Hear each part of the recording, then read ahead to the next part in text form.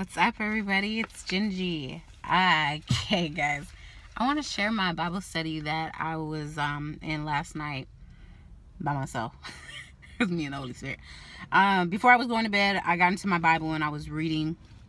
And God took me to Matthew 16, and I wanted to share it with you guys because, man, it was powerful what it spoke to me.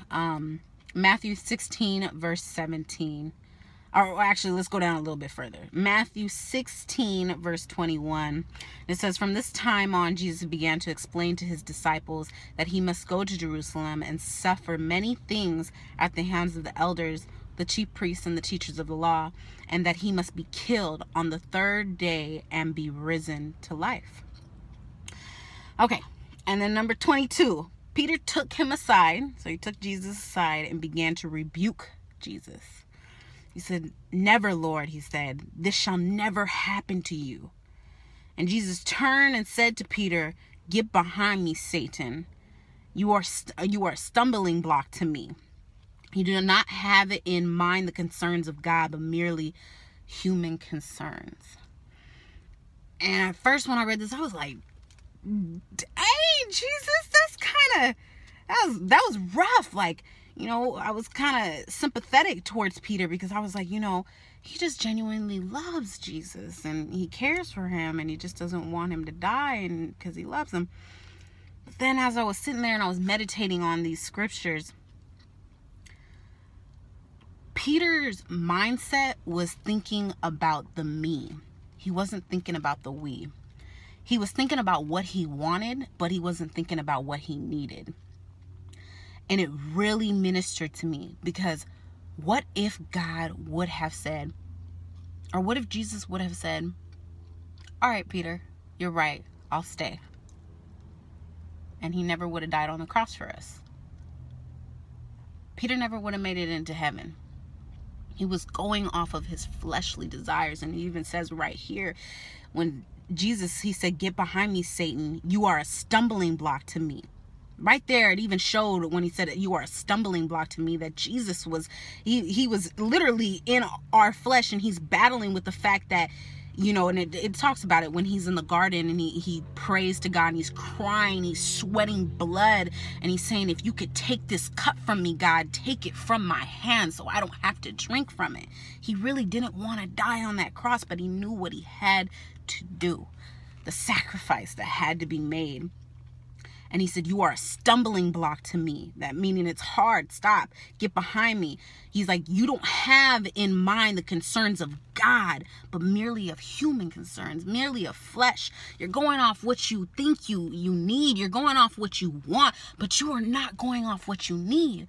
Because if I don't die for you, basically what Jesus is saying, if I don't die, you're not going to make it into heaven.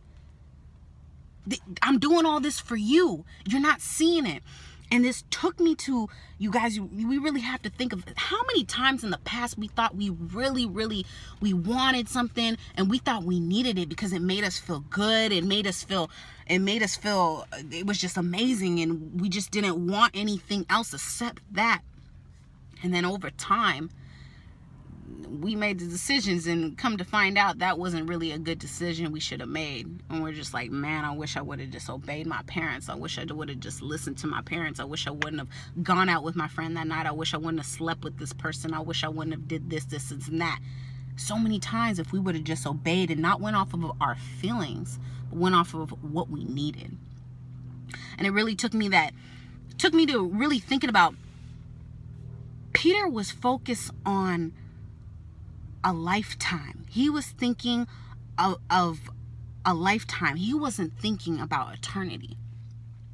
He was really thinking about a lifetime, what he wants for a lifetime. He was thinking about Jesus and spending time with him, and he makes me so great. He's such a great man, and I love him, and he genuinely did love him, but he was not thinking about eternity.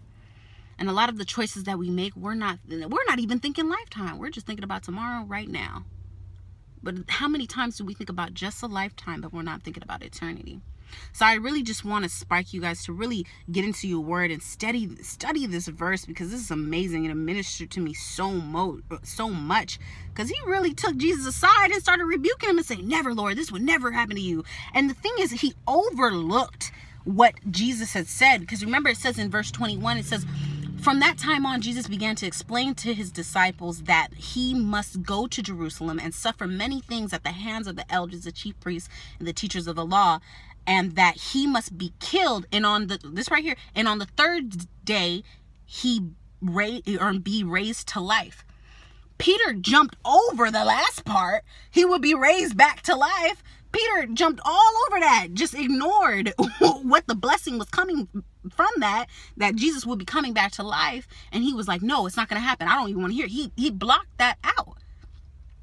How many times do we say when our parents or someone tells us, just do this and that, even though you don't want this to happen, do this, and I promise you there will be a blessing that will come from it. And we overlook that last part. We just look at, oh, well, I'm going to have to go through these trials and tribulations. I don't want to have to do that.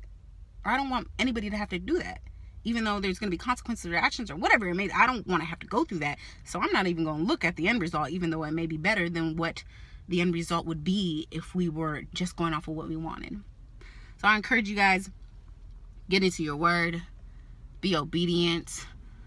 Don't think about a lifetime, but think about eternity, the choices that you're making for eternity. Love you guys. Go forth, prosperous. Enjoy the day.